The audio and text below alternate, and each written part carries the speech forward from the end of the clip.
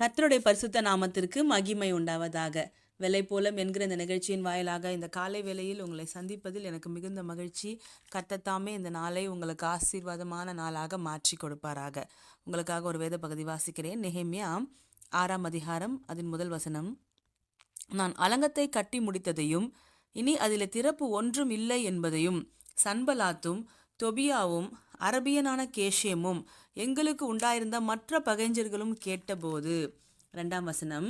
நான் வாசல்களுக்கு இன்னும் கதவு போடாதிருக்கையில் சன்பலாத்தும் கேஷேமும் ஆள் அனுப்பி நாம் ஓனோ பள்ளத்தாக்கில் இருக்கிற கிராமங்களில் ஒன்றில் ஒருவரையொருவர் கண்டு பேசுவோம் வாரும் என்று கூப்பிட்டார்கள்.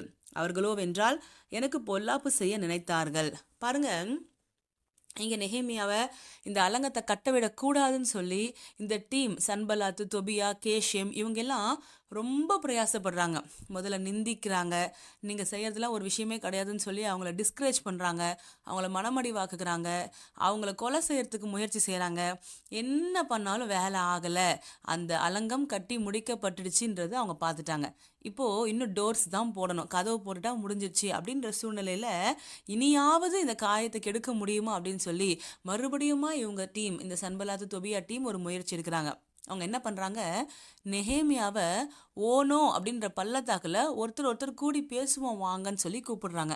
பாருங்க, அதாவது அவங்க நெகேமியாவை எப்படி அப்ரோச் பண்ணுறாங்க அப்படின்னா, நம்ம கொஞ்ச நேரம் ரிலாக்ஸாக டைம் ஸ்பெண்ட் பண்ணலாம், வா நம்ம கொஞ்ச நேரம் பேசலாம் அப்படின்ற மாதிரி கூப்பிடுறாங்க. ஆனால் நெகேமியா அதற்கு செவி கொடுக்கல. அவருடைய ஆவி இதையெல்லாம் ஆராய்ந்து நிதானிக்கிறது. அவருக்கு புரியுது இவங்களோடு நம்ம போகிறது நமக்கு நன்மையாக இருக்காது அப்படின்னு சொல்லி. உடனே அவர் என்ன சொல்கிறாருன்னா, நான் பெரிய வேலையை செய்கிறேன், இப்போ என்னால் வர முடியாது அப்படின்ற வார்த்தையை சொல்கிறத நீங்கள் பார்க்க முடியும். இவங்க எத்தனை முறை கூப்பிடுறாங்க நெகேமியான்னு பார்த்தீங்கன்னா 4 முறை சொல்லி அனுப்புகிறாங்க, வா வா வா அப்படின்னு சொல்லிட்டு. அதன் பின்பு 5ஆவது முறை ஒரு லெட்டரும் கொடுத்து அனுப்புறதை நீங்கள் பார்க்க முடியும். பாருங்க, இன்றைக்கு நம்முடைய வாழ்க்கையில் கூட நம்ம கர்த்தருக்காக எழும்பி அவருடைய ஊழியத்தை செய்யும் பொழுது, தேவராஜ்ய கட்டுமான பணிக்காக, தேசத்தின் நன்மைக்காக நம்ம ஜபிக்கும்படி திறப்பில் நிற்கும் பொழுது சில சமயங்களில் நம்மளை என்ன பயமுறுத்தினாலும் நம்ம அதை விடுற மாதிரி இல்லை. நம்ம கர்த்தருக்குள்ளே எடுத்த தீர்மானத்தில் உறுதியாக இருக்கிறோம் என்பதை சத்ரு பார்க்கும் பொழுது அவன் அடுத்து என்ன செய்வானா பாருங்க. நான் ஒன்று சொல்ல விரும்புகிறேன், சத்ரு ஓயவே மாட்டான். அவன் தனக்கு கொஞ்ச காலம் இருக்குன்னு அறிந்து கொண்டதுனால கர்ஜிக்கிற சிங்கம் போல அவன் திரிந்து கொண்டே தான் இருக்கிறான். அவன் ஓய மாட்டான். அவனுக்கு கிடைக்கிற கொஞ்சம் டைம் கூட அவன் யூஸ் பண்ணுவான். ஸோ இப்போ பாருங்கள், நெகேமியா கட்டி முடிச்சிட்டாரு, சரி விட்டுட்டு போகலாம்ல, இல்லை இன்னும் கதவு போடல, அதுக்குள்ளே ஏதாவது செய்ய முடியுமா பார்க்கலாம் அப்படின்னு அவங்க ட்ரை பண்ணுறாங்க. அதே போல தான் நாமும் கூட நம்ம ஜபத்தை அவனால் நிறுத்த முடியல, நம்ம கர்த்தரோட கூட இருக்கிறத அவனால் நிறுத்த முடியல அப்படின்னும் பொழுது சரி ஏதாவது ஒரு ட்ரை கடைசியாக பண்ணி பார்ப்போமே அப்படின்ற மாதிரி இப்போ அப்ரோச் எப்படி வருதுன்னா, அலங்கத்தை கட்டாத அப்படின்னு அப்ரோச் வரல, இப்போது எங்கள் கூட வந்து டைம் ஸ்பெண்ட் பண்ணு அப்படின்னு அப்ரோச் வருது.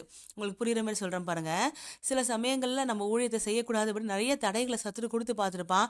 நாம் ஆனாலும் கர்த்தருக்குள்ளே உறுதியாக நிற்கிறோன்னும் பொழுது இப்போ தடைகள் எப்படி வரும்னா டைரெக்டாக வராது, இன்டைரக்டாக வரும்.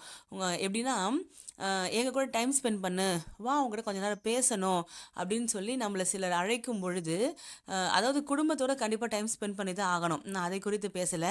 இப்படி அன்னெசரியாக ஒரு முக்கியமான வேலை நடந்துட்டு இருக்கும் பொழுது சம்மந்தம் இல்லாமல் ஒரு என்டர்டெயின்மெண்ட் மாதிரி ஒரு இடத்துக்கு போய் ரிலாக்ஸாக பேசுவோம் அப்படின்னு சொல்கிறது ஒரு நல்ல விஷயம் கிடையாது இல்லைங்களா? ஏன்னா இங்கே விஷயம் சீரியஸ், இது முடிக்கப்பட்டாகணும். அப்போது அந்த நெகேமியா அதை புரிந்து கொண்டு, நான் பெரிய வேலையை செய்கிறேன், நான் வந்தேன்னா வேலை மெனக்கெடும், நான் வரமாட்டேன் அப்படின்றாரு. அப்போ பாருங்கள், 5ஆவது முறை அவங்க கூப்பிடும்பொழுது ஒரு லெட்டர் கொடுத்து அனுப்புகிறாங்க. அந்த லெட்டரில் கற்பனையாக சில காரியங்களை அவங்க சொல்லி வச்சுருக்காங்க. என்னென்னா, நீ வந்து ராஜாவாகிறதுக்காக பிளான் பண்ணிட்ட, அதுக்காக நீ தான் ராஜா அப்படின்னு சொல்லி தீர்க்க தரிசனம் சொல்லக்கூடிய தீர்க்கதரிசிகளாக கூட நீ அரேஞ்ச் பண்ணி வச்சுட்ட. அதனால் வந்து உன் காரியம் அங்கே ராஜா கிட்ட போயிடுச்சு அப்படின்னாக்கா உனக்கு பெரிய பிரச்சனை வந்துடும், அதை பற்றி டிஸ்கஸ் பண்ணுறது தான் கூப்பிடுறோம் வா அப்படின்றாங்க. பாருங்கள், 4 முறை நெகேமியாவை கூப்பிடும்பொழுது நெகேமியா வரலை அப்படின்னு தெரிஞ்சதும் 5ஆவது முறை எதுக்காக உன்னை கூப்பிட்றோன்னு தெரியுமா? சும்மா டைம் வேஸ்ட் பண்ணுறதுக்காக கூப்பிடல, உன் வாழ்க்கையை பற்றினா முக்கியமான விஷயத்தை டிஸ்கஸ் பண்ணுறதுக்காக தான் கூப்பிடுறோம் வா அப்படின்றாங்க. அப்பயும் நெகேமியா தெளிவாய் சொல்லுகிறார். என்ன சொல்கிறார் தெரியுமா? இங்கே பாருங்களேன், நெகேமியா 6:9 வாசிக்கிறேன். அந்த வேலை நடந்தேறாதபடிக்கு எங்கள் கை சலித்து போகும் என்று சொல்லி அவர்கள் எல்லாரும் எங்களை பயமுறுத்த பார்த்தார்கள். அதனால் தேவனே, நீர் என் கைகளை திடப்படுத்தி அருளும். பாருங்க, நெகேமியா புரிஞ்சுக்கிறாரு. 5 முறை கூப்பிட்டாலும் சரி, 1000 முறை கூப்பிட்டாலும் சரி, சன்பலாத்து தொபியா போன்ற நபர்கள் நம்மை கூப்பிடும் பொழுது நம்ம கர்த்தருடைய வேலையை செஞ்சுட்டு இருக்கிறோன்னா அதை விட்டுட்டு நம்ம என்ன பண்ணக்கூடாது, அந்த விதமான என்டர்டெயின்மெண்ட்டுக்கோ இல்லை என்னை பற்றி தான் டிஸ்கஸ் பண்ணுறேன்னு சொல்கிறாங்க, என் குடும்பத்தை பற்றி நம்ம மிகப்பெரிய முக்கியமான விஷயம்னு சொல்கிறாங்க, நான் போய் அதை என்னன்னு பார்த்துட்டு வந்துடுறேன், அப்படி போனோம் அப்படின்னா நமக்கு பொல்லாப்பு செய்யவும் நம்ம கைகளை தளர்த்தி போடவும் அந்த வேலையை அவங்க செய்கிறாங்க. நீங்கள் லிட்டரலாக மனிதர்களை இல்லை, ஆவிக்குரிய யுத்தமாக இதை நம்ம ஃபேஸ் பண்ணும் பொழுது நம்ம என்ன பண்ணக்கூடாது அப்படின்னா, நான் சொல்கிறேன், வேலை பெருசுன்னு தெரிஞ்சிருச்சு, கர்த்தருடைய வேலை ரொம்ப சின்சியராக செஞ்சுட்ருக்கோம், இந்த இடத்துல அன்னெசரி என்டர்டெயின்மெண்ட்ஸ்க்கு நம்ம இடம் கொடுக்கக்கூடாது, இது உன் லைஃப்காக தான், இதை நீ கொஞ்சம் கவனிச்சுப்பாரு அப்படின்னு தேவையில்லாத சில காரியங்கள் உள்ள நுழையும். அதுக்கு நாங்கள் இடம் கொடுக்க ஆரம்பிச்சிங்க அப்படின்னா அந்த காரியங்களை அப்படியே மேற்கொள்ள ஆரம்பிக்கும். எனவே நம்ம செஞ்சிட்ருக்கிற வேலை எவ்வளோ முக்கியம்னு தெரியுது இல்லையா?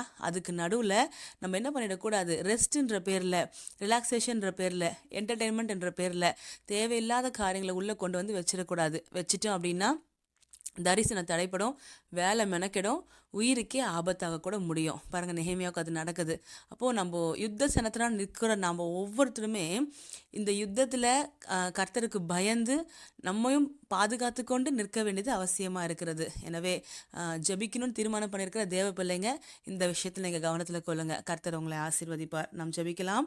பரலோக தகப்பனே, ராஜா மை ஸ்தோத்திரிக்கிறோம்ப்பா, உமக்கு நன்றி செலுத்துகிறோம். ஆண்டவரே, இன்றைக்கி நீங்கள் சொன்ன ஆலோசனைக்காக நன்றிப்பா. ஆண்டவரே, நாங்கள் இந்த ஊழியத்தை செய்யும் பொழுது, நாங்கள் உங்கள் ராஜ்யத்தை கட்ட திறப்பில் நிற்கும் பொழுது, ஆண்டவரே, இப்படிப்பட்ட டிஸ்ட்ராக்ஷன்ஸ் எங்களுக்கு வருது அப்படின்னா அதை நாங்கள் எப்படி ஜெயிக்கணும்னு எங்களுக்கு சொல்லிக் கொடுங்க. ஆண்டவரே, நாங்கள் ஜெயித்து நெகேமியாவை எப்படி ஆவியை பகுத்தறிந்து அதை ஜெயித்து, ஆண்டவரே அப்பா, அதை தப்பிக்கொண்டாரோ அதே போல் நாங்களும் பகுத்தறிகிற ஆவியுள்ளவர்களாக இருந்து இவைகளெல்லாம் ஜெயிக்கவும் தப்பிக்கொள்ளவும் எங்களுக்கு உதவி செய்யுங்க. இயேசு கிறிஸ்துவின் நாமத்தில் ஜெபிக்கிறோம் பிதாவே, ஆமேன். தேங்க்யூ. God bless you.